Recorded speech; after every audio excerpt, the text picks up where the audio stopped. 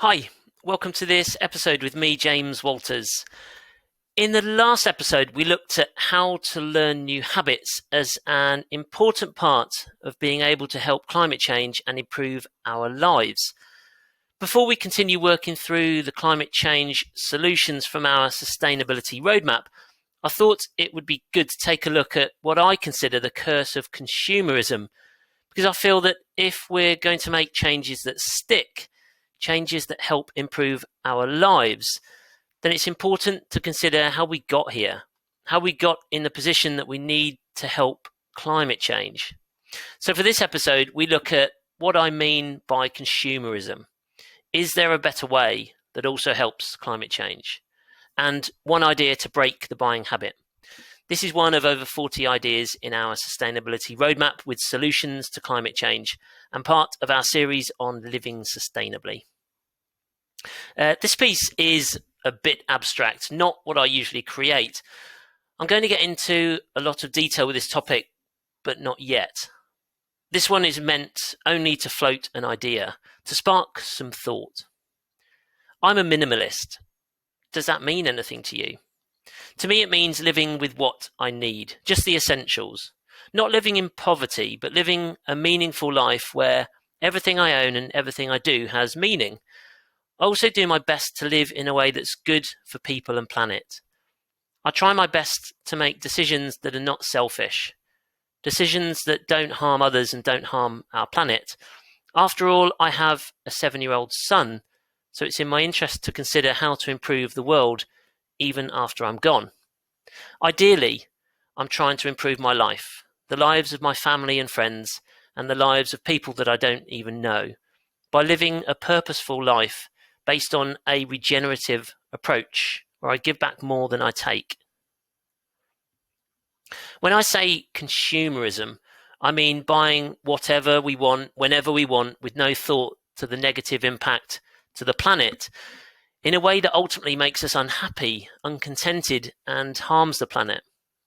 Buying used is a good option, but because it reduces the amount of new materials and pollution associated with creating new things.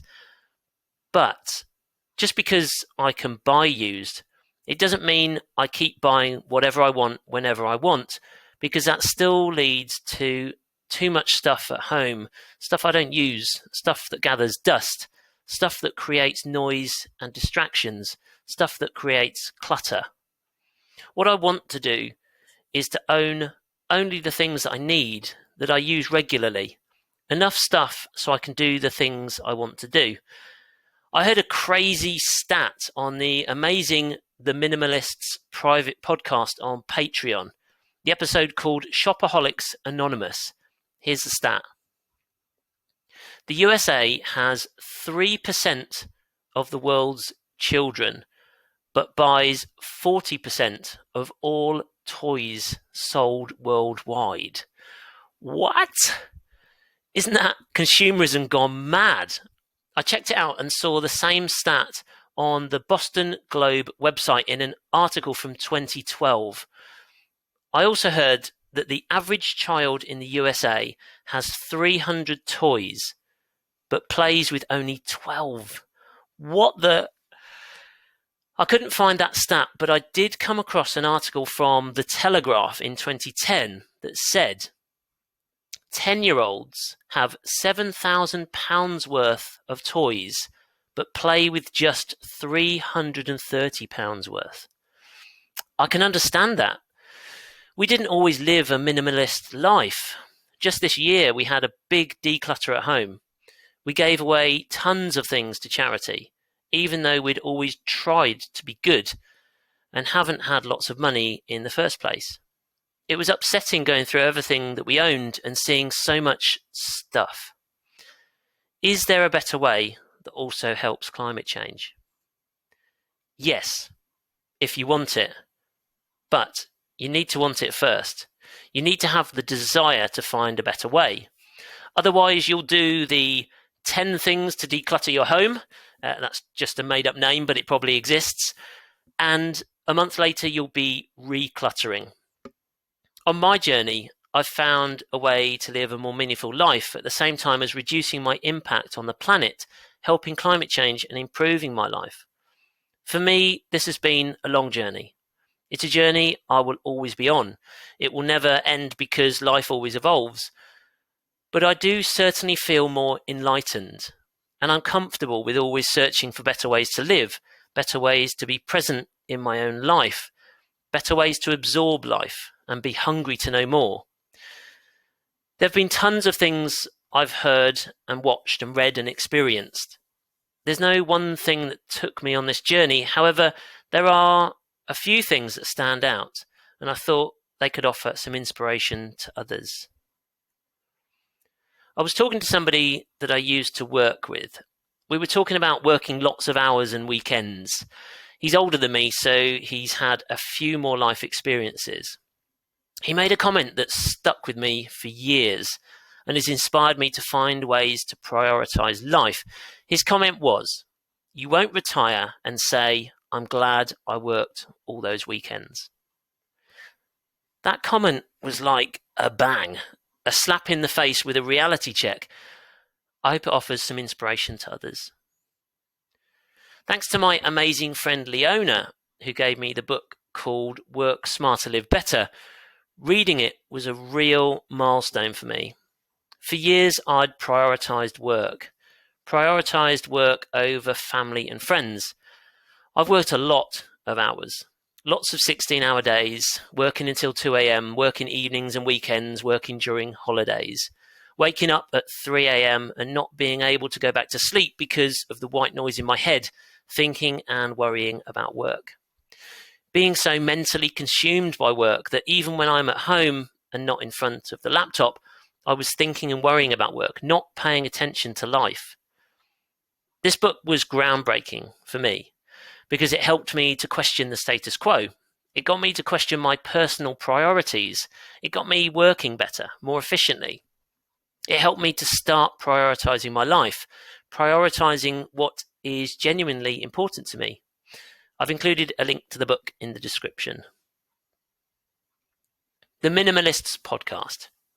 My first experience with these guys was their documentary on Netflix called Minimalism.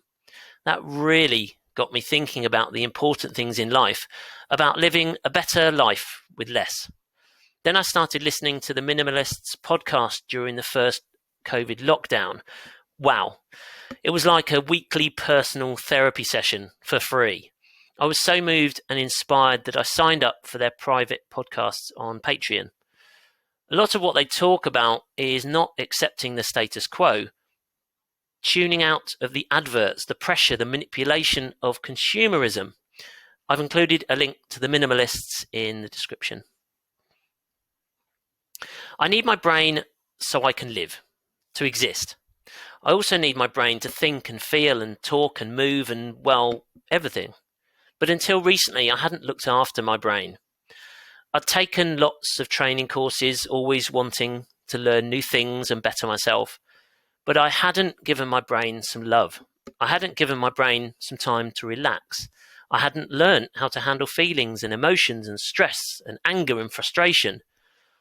10 minutes a day of mindfulness is a huge part of my life. I can feel the benefits of mindfulness in my day-to-day. I'm less volatile. I'm more considerate. I'm more thoughtful. I'm far from perfect. I still always make mistakes and I will always be on this journey, but I feel a lot better for mindfulness.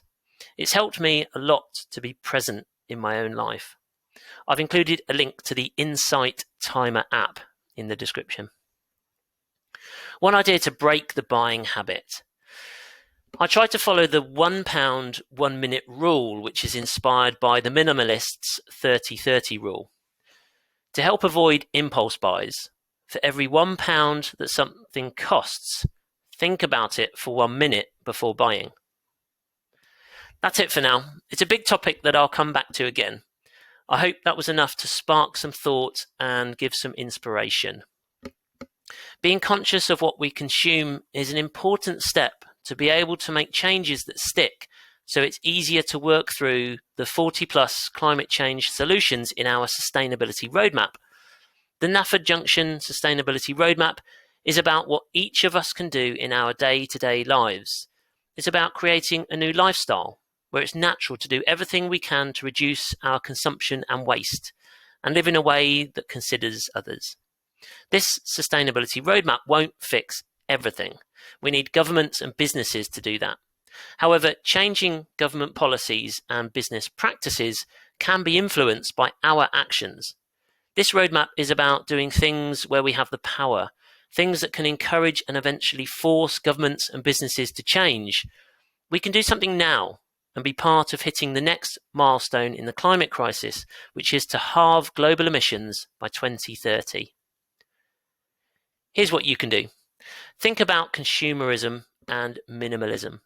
What does it mean to live a meaningful life? Try the Sustainability Roadmap with 40 plus solutions to climate change at naffordjunction.co.uk/roadmap. Check out Vote with Our Money with 6 steps to help stop climate change at naffordjunction.co.uk/vote. Use the company directory to help you grow, eat and live sustainably at naffordjunction.co.uk/directory. Be inspired. Know that we can reverse climate change if we do something about it. Talk to your friends and colleagues and share this with others. Links to everything I mentioned, as well as sources used to create this piece, can be found in the description or in the article titled The Curse of Consumerism at naffordjunction.co.uk/blog. Keep listening to this episode for more ways that you can help stop climate change. Where next? There's so much inspiring information to give you ideas of how to help climate change by growing, eating and living sustainably. You can go to naffordjunction.co.uk, read our articles, subscribe to our podcast, sign up to our free email newsletter, join the #VoteWithOurMoney campaign, work through the Sustainability Roadmap, find companies to help you grow, eat and live sustainably. Follow Nafford Junction on Twitter, Facebook, Instagram and YouTube. Help us inspire others. If you're passionate about helping climate change, please consider supporting Nafford Junction. You can become a patron to give regular contributions. Buy me a coffee to make a one-off contribution. Create for us and publish thought-provoking content. Become an inspiring leader and advertise with us.